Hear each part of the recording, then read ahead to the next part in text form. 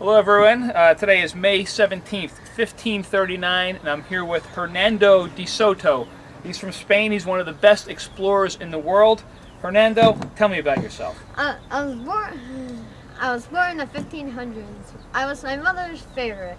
So I took after her last name instead of my father's. When I was a young boy, I loved to adventure.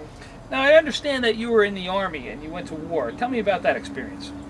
I was in the army with my friend Francisco Pierre, Pizarro. A good friend, huh? Yeah. All right, go ahead. Continue. I went with my friend Francisco Pizarro. I took the leadership role on our expedition to Peru. Now I understand that you came back with a lot of money from that expedition. What are you doing with all that money? I am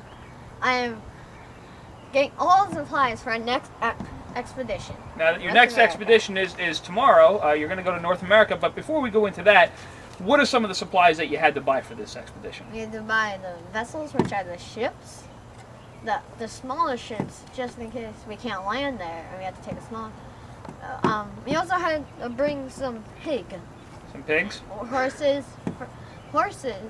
mules, and women. And I saw some dogs. Yeah, as well. and What are the dogs for?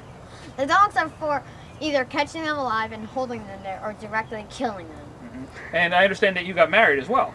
Yep. And that's probably where a lot of your money went as well. What are some of your hobbies?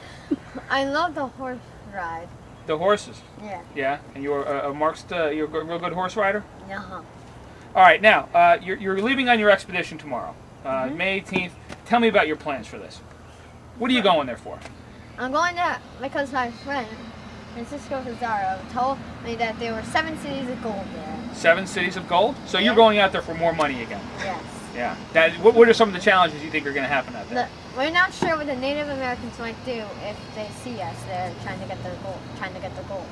All right. They might attack, or we might teach us stuff. So you excited about this? I wish you the best of luck, Hernando, and we'll interview again when you come back. All right.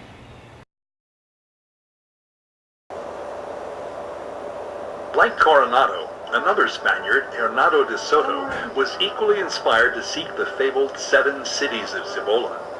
As a reward for his services in Peru, de Soto had been appointed governor of Cuba and royal deputy of Florida by Spain's King Charles I. He was given an official license to conquer all of the uncharted lands lying north of Florida. He and his expedition of 600 soldiers arrived in Florida in 1539. Ortiz had learned several Indian languages and joined the De Soto expedition as an interpreter. Although the Spanish crown wanted him to begin establishing suitable areas for colonization and to also find a water route to the Pacific, De Soto's main interest was in finding gold. Leading his soldiers north into what is now Georgia, De Soto reached an Indian village ruled by a woman named Kudigachiki. She welcomed De Soto and his men with food and gifts, as well as a quantity of freshwater pearls, which would later prove to be worthless, but convinced De Soto of the riches that must be nearby. At first, De Soto treated the tribal leader with respect. He organized demonstrations displaying his distinct advantage in firearms and other weaponry, in the hope of persuading Kudigachiki to reveal the location of her wealth. When this produced no results, De Soto and his men took the female leader hostage, as they would continue to do with other Indian leaders along their expedition, to force their people into providing food and slaves. Accounts of brutal treatment toward the Indians were common.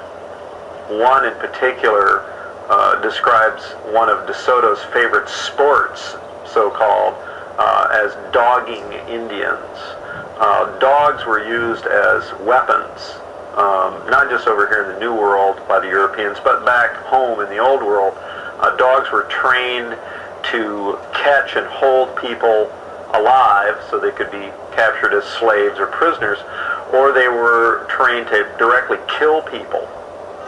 De Soto's conquistadors continued north up the Savannah River and into the Appalachian Mountains to what is now North and South Carolina. They crossed the Appalachian Mountains and passed into eastern Tennessee. Here, DeSoto heard of another rich Indian village and turned south down the Tennessee River, but finding no gold, he pushed even further south into what is now central Alabama. In Alabama, the Spanish encountered great resistance from many tribes such as the Choctaw, the Alabama, and the Chickasaw. In spring of 1541, they pushed further west and came upon the great Mississippi River at present-day Memphis, Tennessee, and made the first recorded sightings of the river by non-Indians. DeSoto's men built barges, and the expedition crossed the Mississippi on June 18, 1541. Facing mountains to the west and low supplies, DeSoto decided to go south to the Gulf of Mexico in order to obtain additional goods from Cuba. During his trek, DeSoto began to lose more and more of his men to fever and Indian attacks. His interpreter, Juan Ortiz, died on the journey to the Gulf. Then, near the juncture of the Red River and the Mississippi, Hernando de Soto also grew ill with fever and died on May 21, 1542. To keep the Indians from learning about their leader's death, the conquistadors weighted De Soto's body down with rocks and sank it in the Mississippi River during the night. Of the 600 members of the De Soto expedition, only 311 returned to Mexico. Hernando de Soto's failure to find gold, plus the enormous losses suffered by the expeditions of both De Soto and Coronado, caused Spain to stop their exploration of North America for the next century.